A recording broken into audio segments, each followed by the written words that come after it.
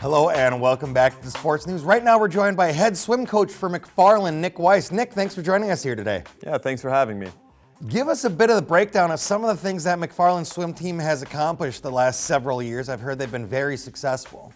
Yeah, we've had a lot of success with the boys and the girls team. When I initially started coaching, it was just with the high school boys team. I was the assistant for 3 years and we were very successful. We had some top 3 and 4 state finishes.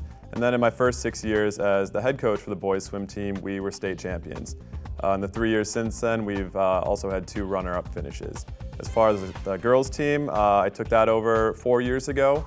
The first year we only had 1 state qualifier, but since then we've been in the top 10, including 2 top 4 finishes the last 2 years. Now, what's something you can attribute that success to? Those are, to be honest, those are really staggering numbers. I think it's just the culture of swimming in McFarland. I'm a McFarland swimming alumni myself from the class of '99. I was very blessed to have great swim coaches and a lot of people that supported me in the community. And I never planned on being that guy that came back to coach its old high school team, but I kind of fell into that role and I totally love it. And I just can't see myself coaching anywhere else. Now, you mentioned the community involvement and the culture of swimming. A lot of people come out to swim meets, or how does the community kind of play a role in that? Yeah, we do. We do have a big crowd that comes out to meets. There are a lot of other activities that go on. You know, typically there's volleyball games, you know, football, basketball, whatever. But a lot of people do come out. Our band directors really support us. The pep band shows up to some of our swim meets. A lot of the club swimmers show up, and even some of our just random morning lap swimmers show up to watch. I think when you have a successful team, that helps, and when you have the kids involved in the community too, there's a connection there, and they want to see what the swim team is doing. Now, what about, as you're looking forward, some of the expectations for the boys and girls team this year? The girls team, we're starting our 6th week. We're off to a really great start. We've been breaking team records. We've broken pool records in some different places we're going. And after 2 4th-place finishes at the state meet, our girls are really looking forward to improving that.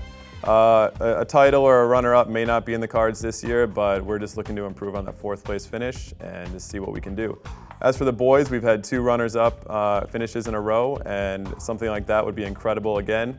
But really my goal for both teams is a top 10 finish every single year, and just to be part of the conversation when people are talking about the best swim teams in Division II. Now, when you're looking at the conference, you guys are in the Badger Conference. Who are some of the teams that are really competitive teams you might have to watch out for? We're in the Badger South Conference for the girls team, and Madison Edgewood is always good. We took a close second to them last year, and they ended up being the state runners-up. This year looks pretty similar. We saw them at the Badger South Conference relay meet a couple weeks ago. We won more events, but they won the overall meet, so we're both really high-quality teams. Monona Grove is also in our conference. They're good. Monroe, New Glarus, Oregon, Stoughton, Milton, all have really good teams.